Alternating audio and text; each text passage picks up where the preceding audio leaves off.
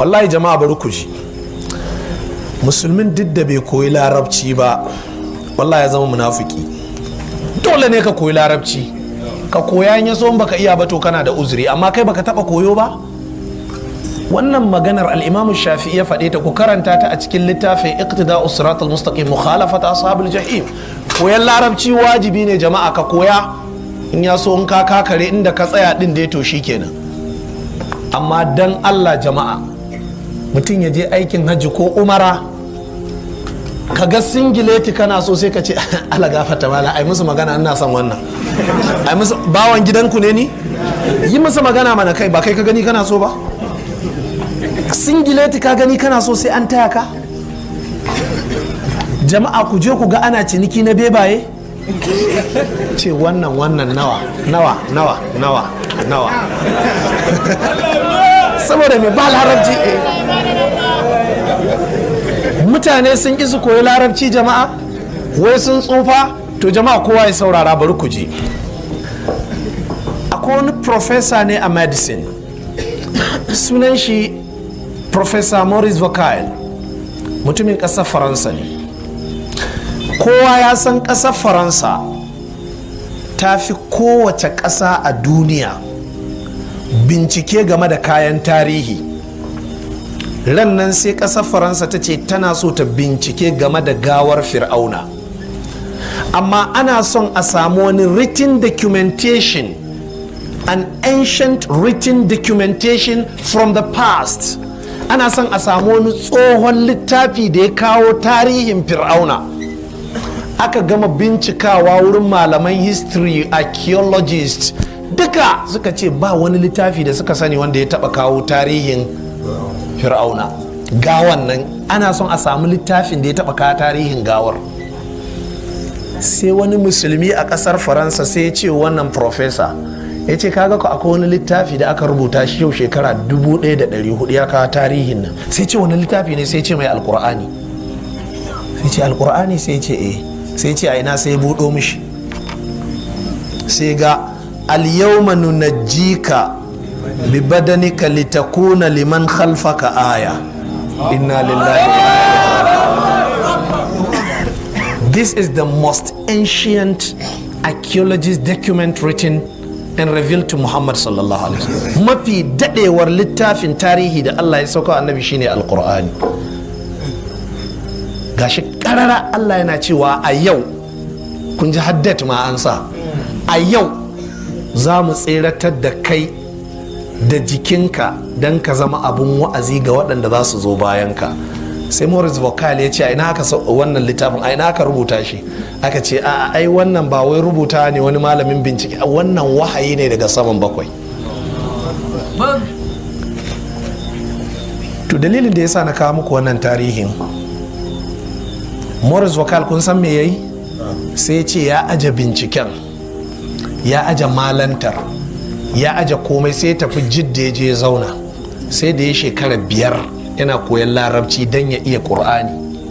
Ya ce lallai tun da aka samu wannan binciken, ya ce akwai bincike da yawa a cikin littafin nan kenan. Ya ce to ba zai yi kullum sai dai ya ce to fasara mini to nan fa.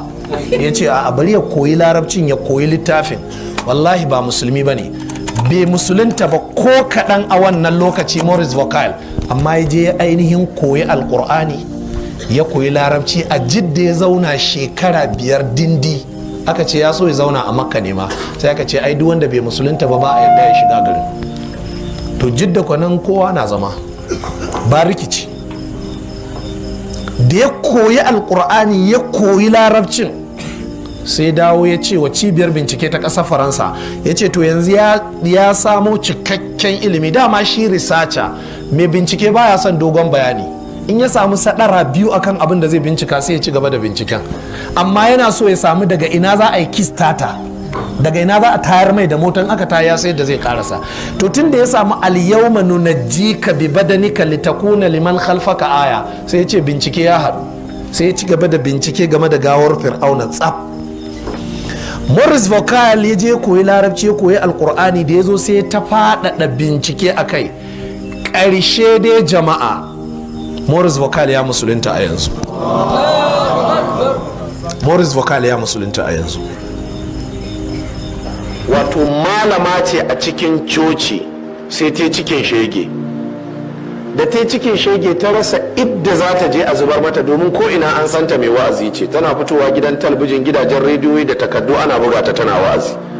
To ina za ta je a zubar mata da ciki, kuma ba ta da miji, saboda mai ta zauna kisisiya ce, ibaba kawai take da wa'azi. To ina ciki ya shiga, a ruwa ta sha ko kwaya aka yi? sai ta ƙarya da ta ga ciki ya fara girma cewa za ta shiga ibadar da ba za ta fito ba sai bayan watanni. sai ta shiga gida sai ta kulla kanta, ba a ganinta, sai dai a kawo mata ko menene amma ba a samun ganinta. ashe ciki yana ƙara girma, ta rasa yadda za ta yi. ran nan sai ta yi wata hikima, bari ta fito da wuka ta daba wa cikinta ta kashe kanta yayin da ta ga wani bahaushe ya kusanto, sai ta rungume shi.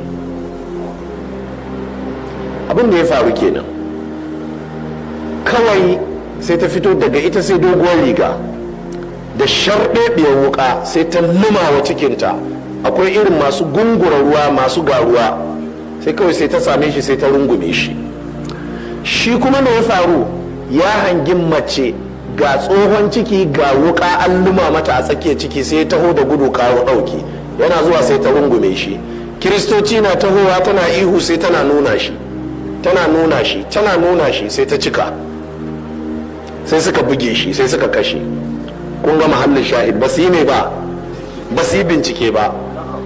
da suka kashe shi sai suka shiga cikin gari, suka yi ta kashe musulmi, suna kona masallatai. to me ya faru?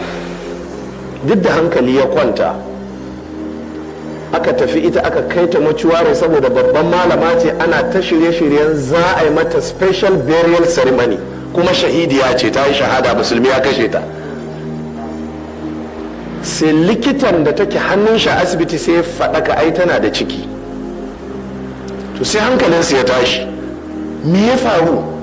tana da ciki, ba ta da miji, yaya aka yi haka? aka auna aka gano wannan ciki kimanin wata kaza ne, ya girma. to sai aka matsa bincike tsakanin masu aiki a cikin gidanta. to sai labarai suka fara fitowa, ai wani na zuwa tana kwana da shi, ai wani na zuwa tana kwana da shi. su da kansu sun fahimci cewa tana da ciki. to da aka zauna zama na dattawa yanzu, an gama tashin hankali, kwamiti zai yi bincike.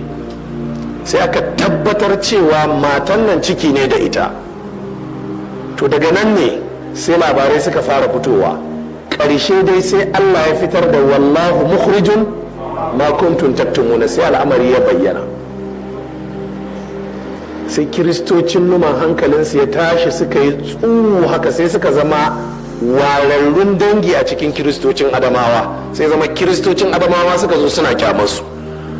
menene mahallin shahida nan?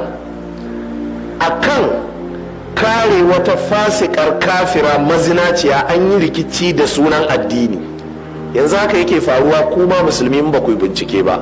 dan Allah, duk wanda yake saurare na yanzu, in ya kai shekaru 50 ko 60 ya tsaya mai wannan tambayar. rayuwar nan taka yanzu, ka yi tunani. yanzu na baka minti ɗaya kuma karka zo ka bani ansa, ka yi tunani, ka amsa wa kanka. a ina ka karar da rayuwarka?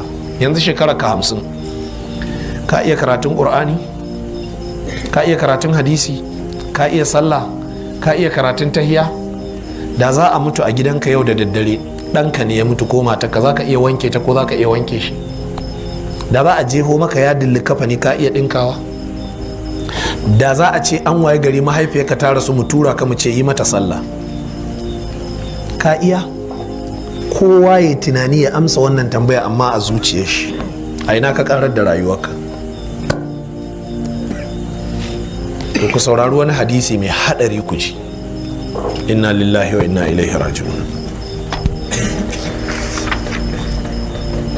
hadisi ne sahabi Abu Huraira ya ruwaito daga annabi sallallahu alaihi wasallama. qala annabi yace a'zara Allahu ila imri'in akhara ajalahu hatta balaga 60 sana.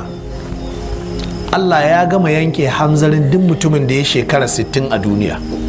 duk mutumin da ya kai shekara 60 a duniya, idan bai bauta wa Allah ba shi da wani jawabi da zai wa Allah, Allah ya saurare shi.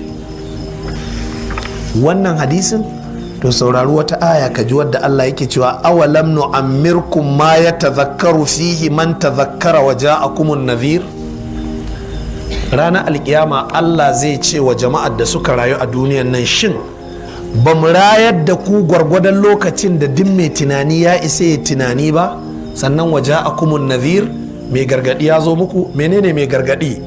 Malamai suka ce annabi sallallahu alaihi wasallam, wasu suka ce furfura.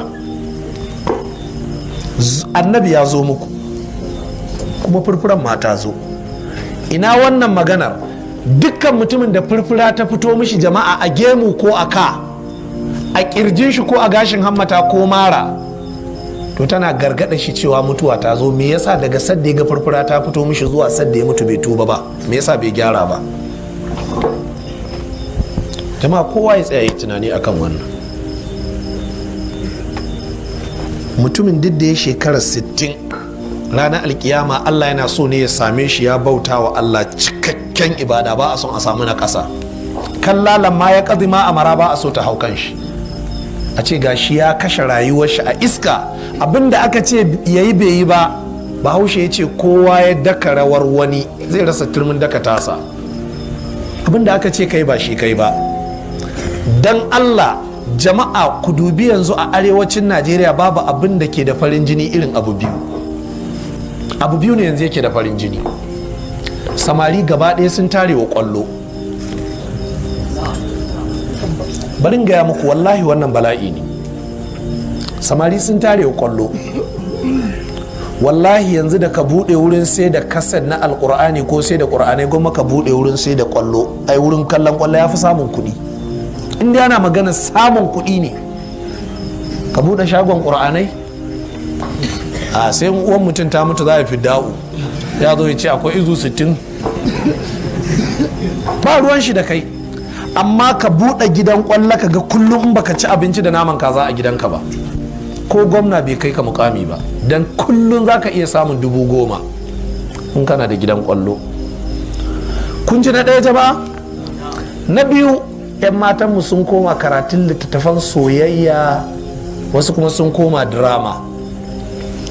Ina tabbatar muku da cewa arewacin Najeriya ba ta taɓa samun haɗari da bala'i irin wannan lokacin ba, amma idan muka ci gaba nan da shekaru 20, Allah za a nemi likita ɗan arewa musulmi gar da gar, wallahi a rasa.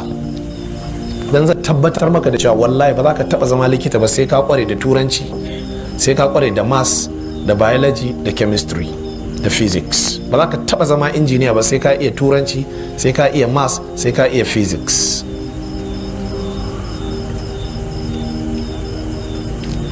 Tsakani da Allah, duk yaranmu da suka rubuta jam da waya, ku je ku bincike su ku ga shigantakar da suka yi mana bana.